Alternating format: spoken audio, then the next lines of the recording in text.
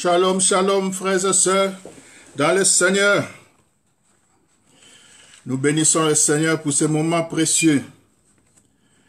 Nous disons merci à notre Dieu qui nous donne l'opportunité de... Je vous salue tous dans le nom du Seigneur. Je suis votre frère, humble serviteur de Dieu, l'évangéliste Pierre. Je suis en Allemagne, marié et père de 2 enfants. Nous remercions le Seigneur pour ce moment.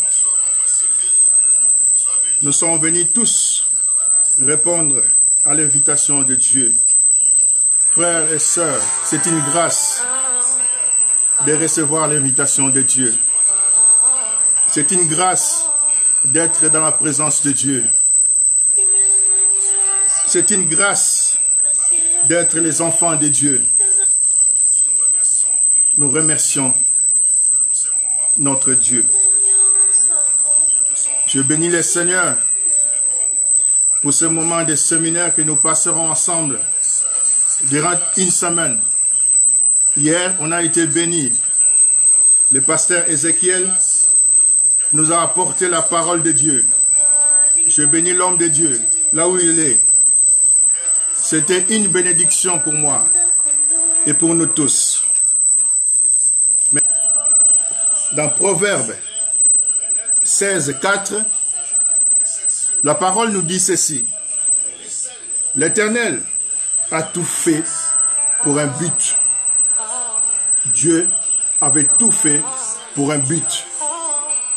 Donc l'homme a été créé pour un but.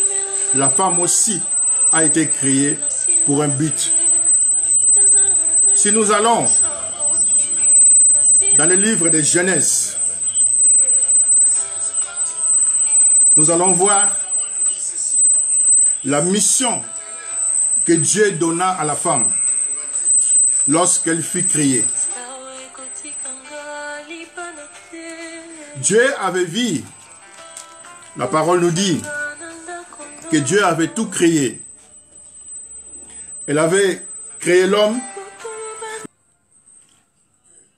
Il avait créé Ève pour un but. Ève est venue dans la vie d'Adam comme une aide. Elle est l'être semblable à Adam. Elle est venue dans sa vie pour apporter un soutien à Adam. Et c'est ce que nous allons voir quand nous parlons de la femme équilibrée. Qui est une femme équilibrée? Une femme équilibrée, c'est celle qui a ses responsabilités entre les 2 mains. C'est celle qui n'est pas troublée dans ses esprits ou bien dans ses pensées. C'est celle qui apporte le bonheur dans la vie de l'homme. Parce que l'alliance que Dieu avait instituée entre l'homme et la femme, c'était le bonheur en soi. Donc nous parlons ici de cette alliance qui est le mariage. Parce que l'homme et la femme forment un couple. Et puisque nous sommes chrétiens, nous nous basons toujours dans les Écritures de Dieu. Et nous savons que cette alliance a été instituée par Dieu. Et pour vivre une vie équilibrée, une vie d'un couple équilibré, cette alliance doit avoir un fondement. Et pour Adam et Ève, le fondement était la parole de Dieu, était Dieu lui-même. Cela va ainsi, nous pouvons dire que pour notre vie actuelle, pour nous aussi, afin que nous puissions vivre une vie équilibrée de bonheur, nous devons former notre couple par la parole de Dieu. Parce que la parole de Dieu nous aide, femmes et hommes, à rester équilibrés dans notre vie de couple. L'équilibre, c'est ça que nous avons besoin dans notre vie de couple.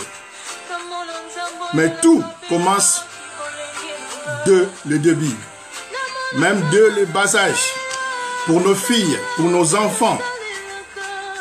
C'est ainsi que nous, parents, nous devons prendre soin de nos enfants.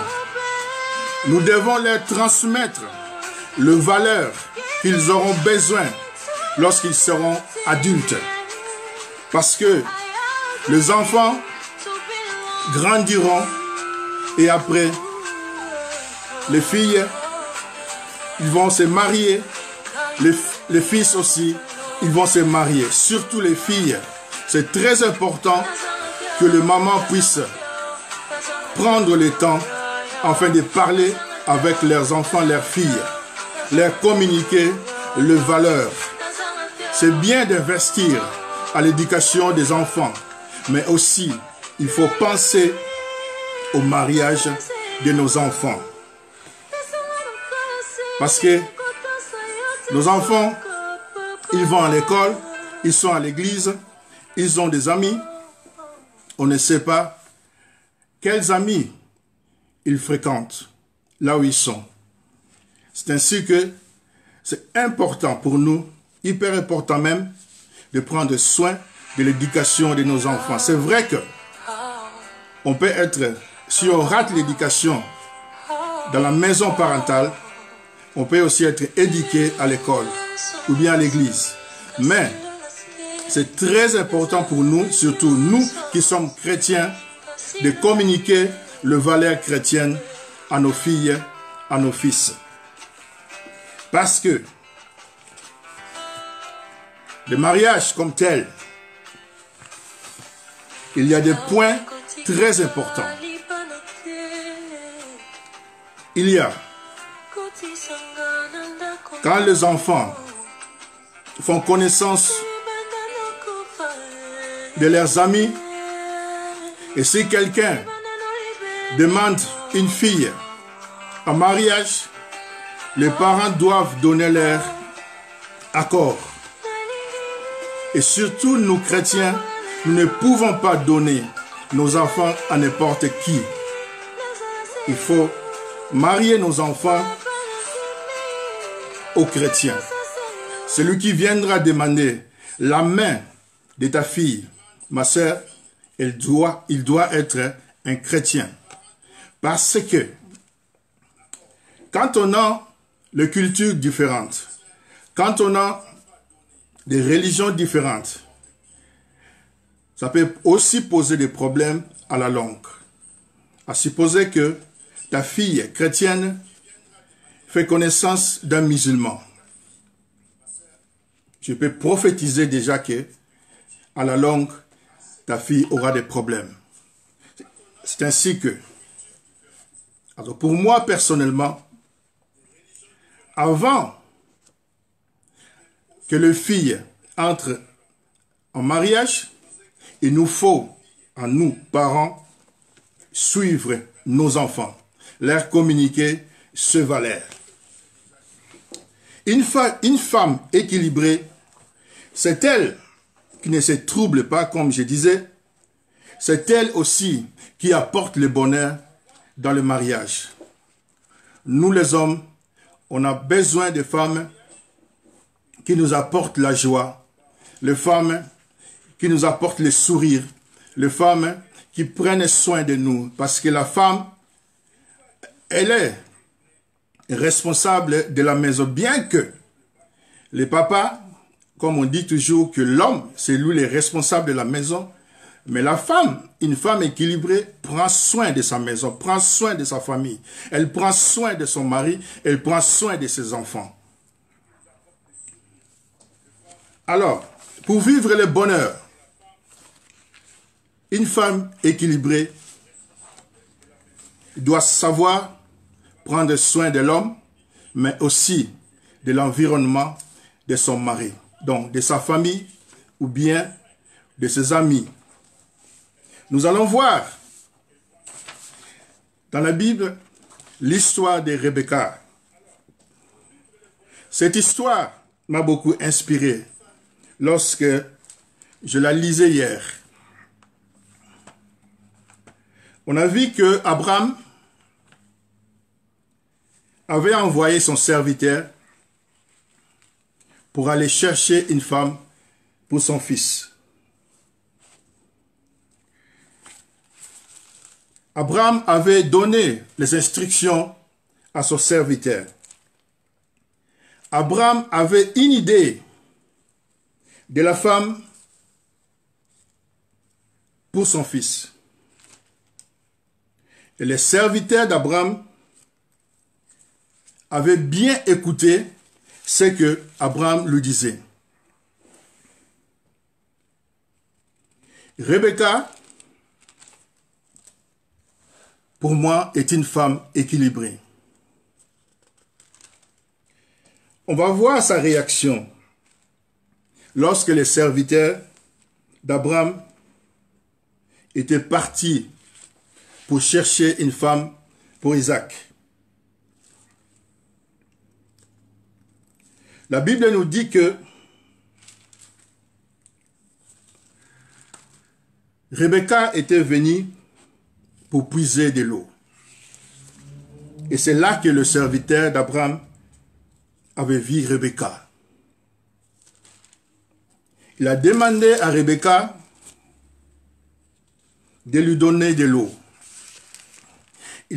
Avant de demander à Rebecca de lui donner de l'eau, il avait fait une prière. Bien-aimé dans le Seigneur, c'est très important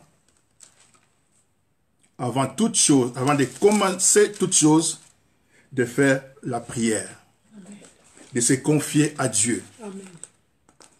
Et les serviteurs d'Abraham avaient fait une prière. Lui-même, je ne sais pas, il était, je crois, un homme de foi. Parce qu'il est parti à la recherche d'une femme pour le fils de son maître. Mais je ne sais pas s'il savait si sa mission allait aboutir. Mais comme il était homme de foi, il savait que le fondement et la base de toute alliance, de tout mariage, c'était la parole de Dieu. C'était le Dieu lui-même. Il devait se confier à l'Éternel. Et c'est ça qu'il avait fait. Il pria à l'Éternel afin que la femme qui sortira pour venir puiser de l'eau, qu'elle soit cette femme-là que son maître lui avait prescrit. Qu'elle soit cette femme-là prédestinée pour le fils de son maître, donc pour Isaac. Qu'elle soit cette femme-là qu'elle va lui donner de l'eau, mais pas seulement lui, mais aussi à ses chameaux. Et c'est ce qui s'est passé. La Bible nous dit que les serviteurs d'Abraham étaient même étonnés de voir sa prière être exaucée par Dieu, de voir Rebecca faire exactement ce que lui, il pensait. C'est ça pour moi aussi une femme équilibrée, une femme qui est prédestinée pour un mariage, une femme qui prend soin de son mari, mais pas seulement de son mari, mais aussi de l'environnement de son mari. Il a pris soin du serviteur d'Abraham, elle a pris soin du serviteur d'Abraham, mais elle a aussi pris soin des animaux qui étaient avec lui. Une autre histoire, c'est l'histoire de Jacob. quand on parle aussi de l'homme équilibré. Cet homme qui a un amour propre pour sa femme. Cet homme qui sait aimer sa femme. La Bible nous dit quoi? Femmes, soyez soumises. Amen. Mais les hommes, aimez vos femmes. Aimer la femme, il faut la faire aussi comme il se doit. Tu donnes ton cœur à ta femme. Tu donnes toutes les émotions à ta femme. Tu exprimes tes émotions comme Adam l'avait fait lorsqu'il avait vu Ève en disant « Et voici l'os de mes os, la chair de ma chair. » Jacob, il avait vu Rachel. Son cœur battait pour Rachel. Il est parti demander la main de Rachel à son père Laban. Mais nous savons tous l'histoire, comment Laban avait fait les choses afin que, au lieu de donner sa fille aînée à Jacob, il a donné en premier lieu Léa, la cadette, parce que d'après leur coutume, on ne peut pas marier la cadette en lieu et place de la fille aînée. Mais Jacob, pour lui, son cœur battait pour la cadette. Son cœur ne battait pas pour la fille aînée. Il s'est donné la peine. Il a montré son amour vis-à-vis de Rachel en acceptant de travailler 7 ans fois 2, donc 14 ans, jusqu'à ce qu'elle a réussi sa femme Rachel. C'est ça, pour moi aussi, un homme équilibré. Un homme avec objectif. Un homme qui marche avec une vision de Dieu, avec un but précis. Pour lui, ce n'était pas Léa. Pour lui, c'était Rachel. Léa pouvait faire ce qu'elle pouvait. Mais Jacob, son amour, était prédestiné pour Rachel. C'est ça. Lorsque l'homme aime, il donne tout à sa femme. Lorsque l'homme aime, il peut aussi se sacrifier, comme Jacob l'avait fait. Donc, le mariage,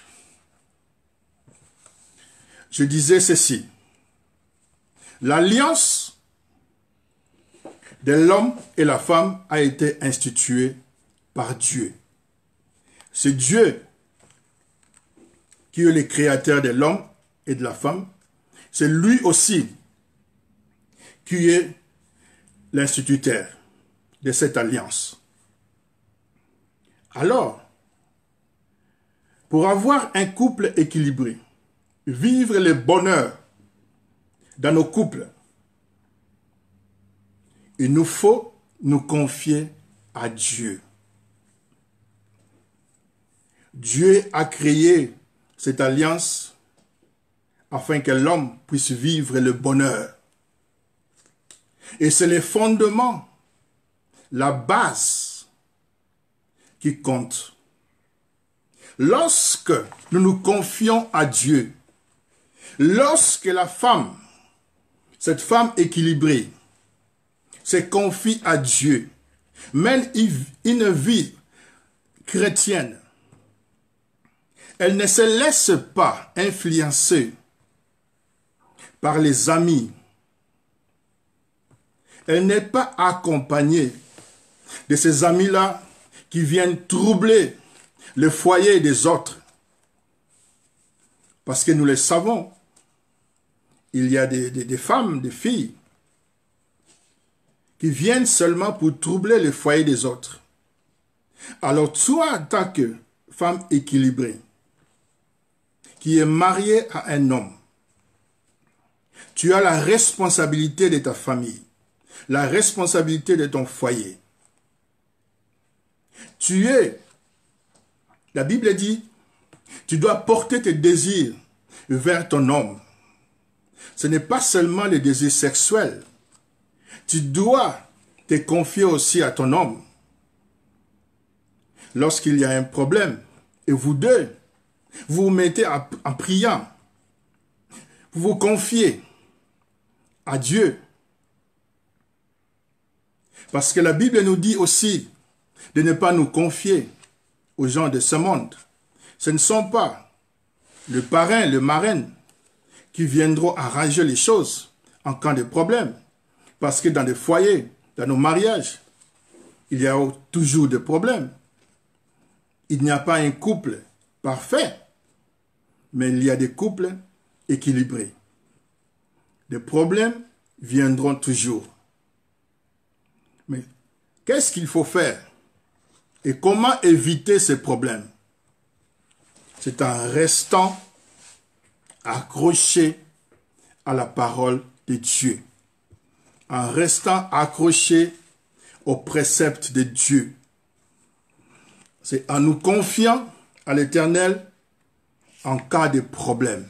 Et non, c'est confier aux parrains, aux marins, qui sont aussi des gens de ce monde. Tu ne sais pas comment ils vivent eux aussi, ce qu'ils pensent aussi. Mais Dieu, c'est lui qui a institué le mariage. Il l'a fait pour un but. Il l'a fait afin que nous puissions vivre le bonheur. Il ne l'a pas fait afin que nous puissions vivre le malheur. Donc, le mariage, pour vivre le bonheur dans le mariage, il faut suivre les étapes comme il faut. Tout d'abord, tu fais la connaissance d'une personne. Il ne faut pas te donner comme ça, sans pouvoir autant parler avec tes parents, parce que ce sont des parents qui donnent leur accord pour un mariage. Ce sont les parents qui approuvent ce mariage. L'homme qui viendra vers toi, ma soeur, ma fille, il doit absolument aller vers tes parents et demander ta main. Il doit donner la dot. C'est hyper important. La dot, le mariage coutumier, c'est vraiment le vrai mariage. Parce que les parents, comme nous le disons aussi, sont les dieux de ce monde. Nous sommes ici dans ce monde, mais nous ne sommes pas de ce monde. Mais nous avons des parents biologiques. Ce parent nous éduque, ce parent nous donne tout ce que nous avons besoin. Et nous, en tant qu'enfants, nous devons les honorer. Donc, l'homme qui a besoin d'une femme doit aller vers la famille de cette femme, la famille de cette fille, et demander la main de la fille, donner la dot. Après la dot, il y a aussi des choses très importantes qu'il faut, ce sont des valeurs que nous devons donner à nos enfants. La fille, nos filles, nous devons les marier en tant que vierges. Cela veut dire que la virginité ici ne veut pas dire que la fille doit physiquement être vierge. Mais cela veut dire qu'avant d'entrer dans le mariage, tu dois t'abstenir jusqu'à ce que vous allez finir avec la dot, avec le mariage civil, avec le mariage à l'église. Mais je crois bien que dès que le mari ou bien l'homme donne la dot, on peut aussi faire appel à un pasteur ou bien à un membre de la famille pour bénir le couple. Et là, alors, on peut se coupler.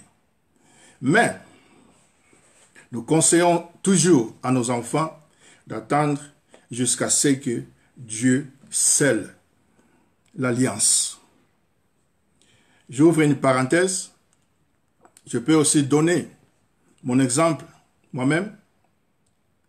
Ma femme et moi, lorsque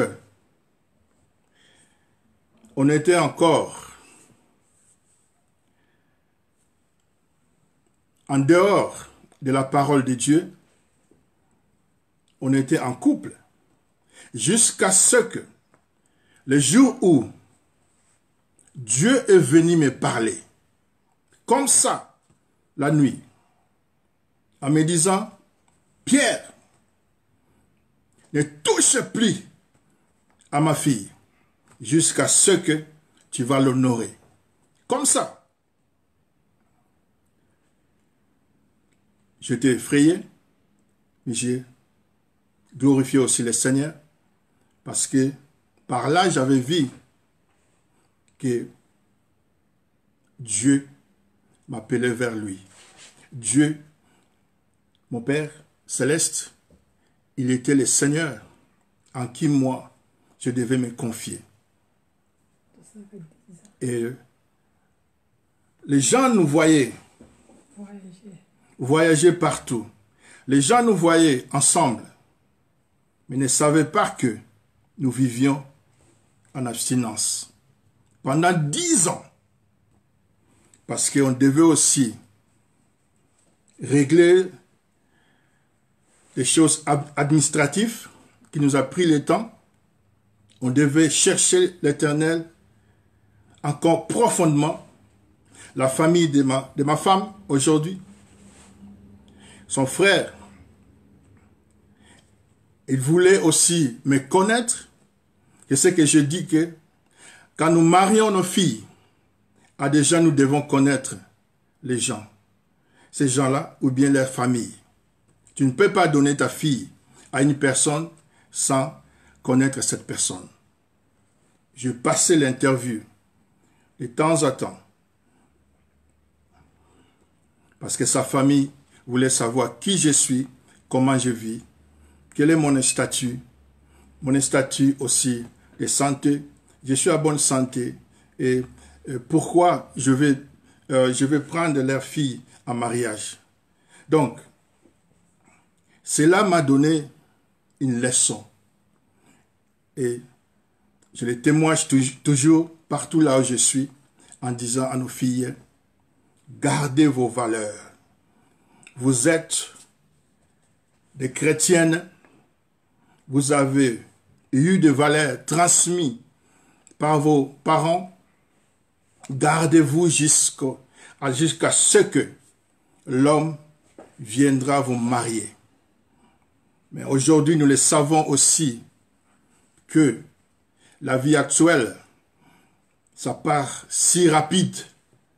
Nous voyons les gens dans les églises, même des chantres qui viennent dans les églises, des frères, pour chercher des filles, des sœurs. Ils font semblant de prier, ils font semblant d'adhérer à l'église, mais ils cherchent derrière ça les filles. C'est ainsi que je lance un appel à vous les mamans, à vous mes sœurs, de bien protéger vos enfants, de leur apporter les valeurs qu'il faut, de les garder, de parler aussi avec eux, même sur la sexualité. Les enfants doivent savoir quelles sont les conséquences qui arrivent après. Ils doivent les savoir. Il faut les apporter ces valeurs. Ensuite, il y a les fiançailles. Les fiançailles, c'est très important. Pendant les fiançailles, les deux personnes, ils vont quand même avoir le temps de se parler. Comme je venais de dire tantôt, la famille de ma femme voulait me connaître. Et c'était pendant ce temps-là de fiançailles, comme je peux le dire. C'est très important de le faire. Et ensuite viendra le mariage. Et là, Dieu va sceller les couples. Il va nous donner ce que nous avons besoin afin que nous puissions vivre ce bonheur. Donc, une femme équilibrée, c'est aussi une femme, cette femme-là qui évite les échecs dans les mariages. Il faut tout faire afin d'éviter les échecs du mariage. Amen. Le divorce, ce n'est pas chrétien. Le divorce, ce n'est pas divin. Le divorce, ce n'est pas la volonté de Dieu.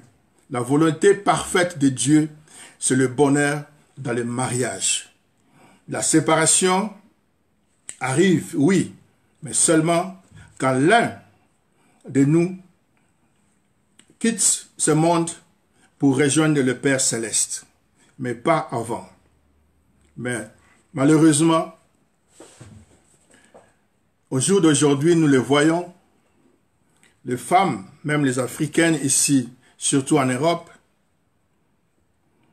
ce sont des femmes-là qui donnent leur mari les 100 mètres, ils appellent la police.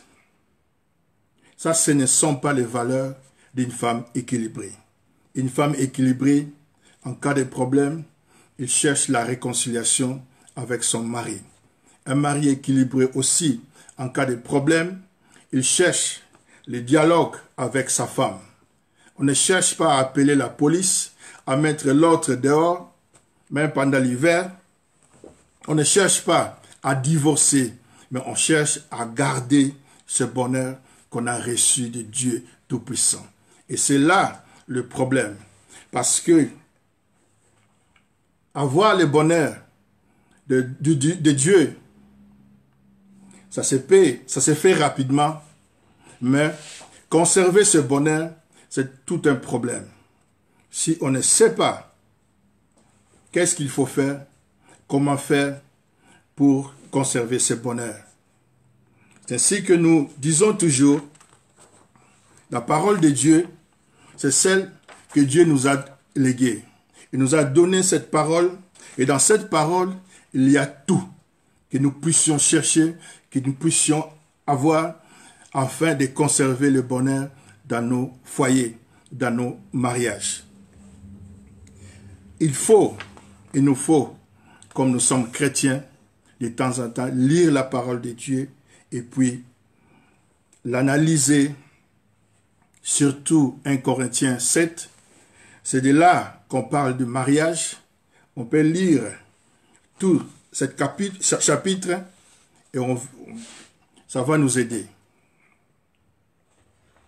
Il y a des expressions dans le mariage qu'il faut avoir en soi. Comme je disais, faire attention afin qu'on ne soit pas perturbé par des amis, par des gens qu'on connaisse. Il faut faire un bon choix. Il faut s'abstenir par rapport à la sexualité. Il faut honorer ce parent afin que tes parents aussi puissent te bénir.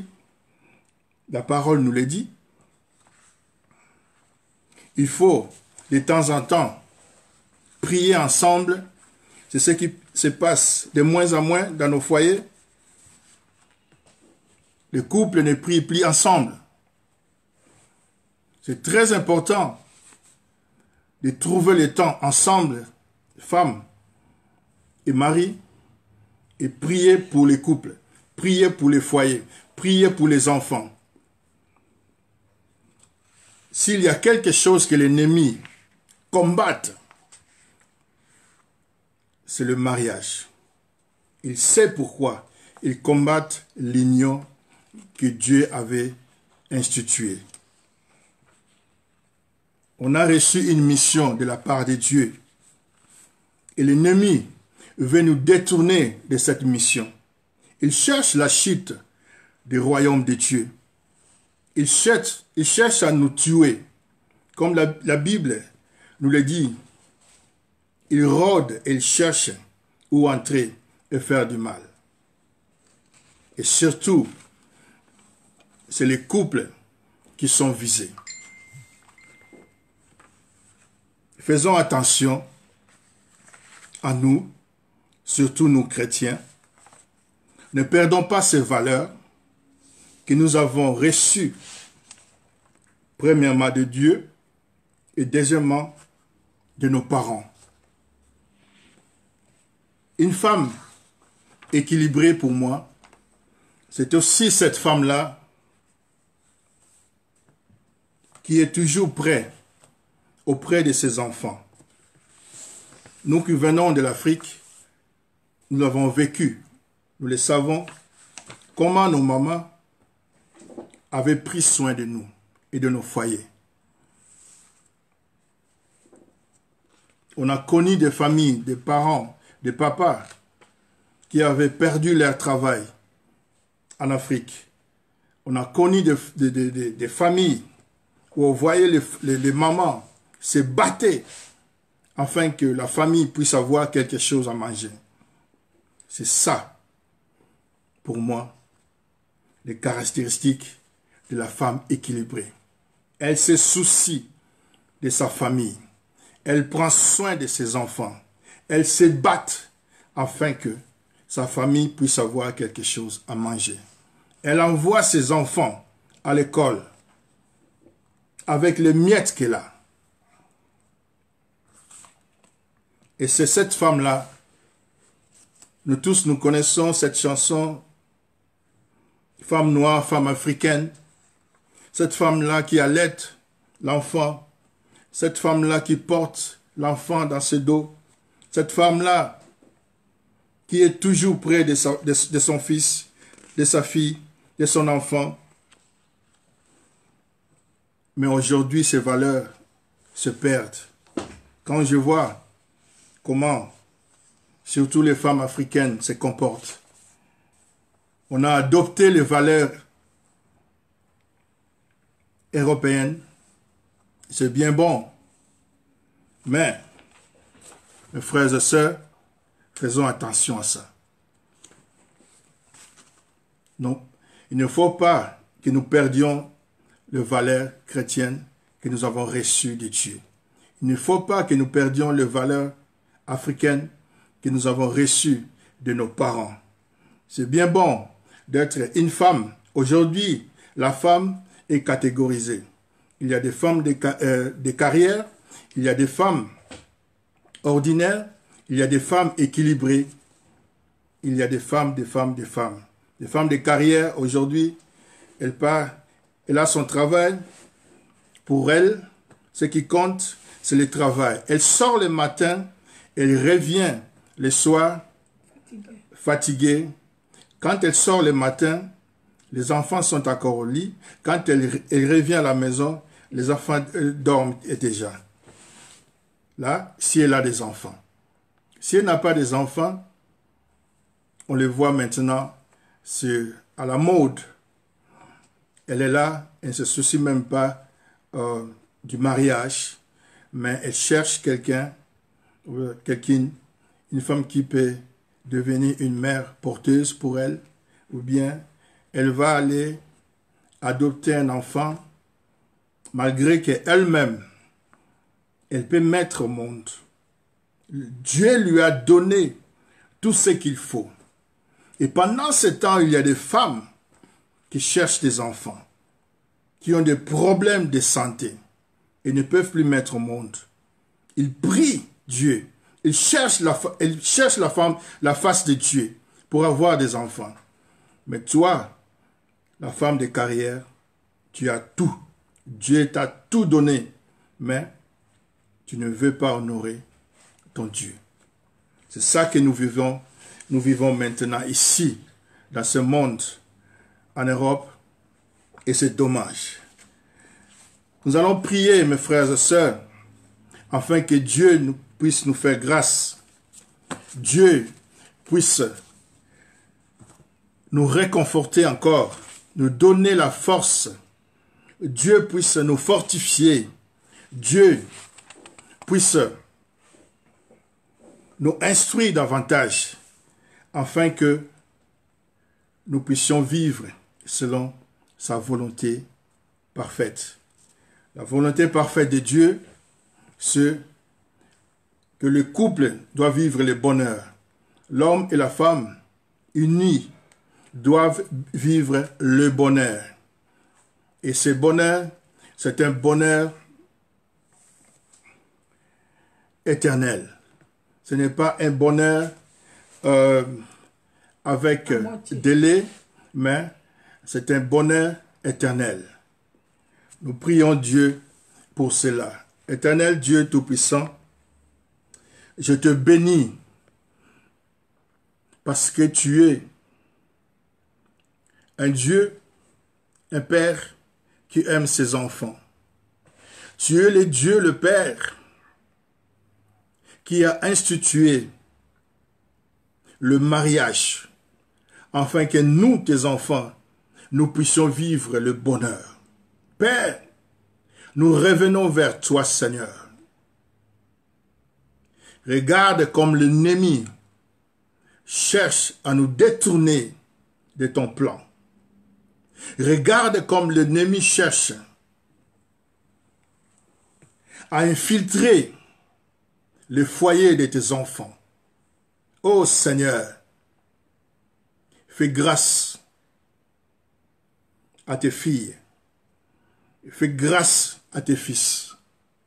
Fais grâce aux femmes et hommes que toi tu as appelés. Fais grâce à tes serviteurs et servantes. Fais grâce aux parents qui ont des enfants, Seigneur Dieu, afin qu'ils puissent continuer à transmettre des valeurs qu'il faut à leurs enfants. Et fais grâce aussi à ces enfants, afin qu'un jour, qu'ils puissent devenir des hommes et des femmes équilibrés, qui prennent soin de leur famille, qui prennent soin de leurs femmes et de leurs hommes et de leurs enfants. Jéhovah, nous te prions. Merci Seigneur Dieu pour ta parole que tu nous as donnée. Cette parole qui a affranchi nos cœurs. Continue Seigneur Dieu à marcher avec nous. Continue à nous parler Seigneur Dieu. On a tant besoin de toi. Oh Jéhovah, je vais laisser Seigneur Dieu la suite de notre programme, de ce séminaire, jusqu'à vendredi entre tes saintes mains. Bénis, Seigneur Dieu, la suite de ce programme. Bénis les intervenants, Seigneur Dieu.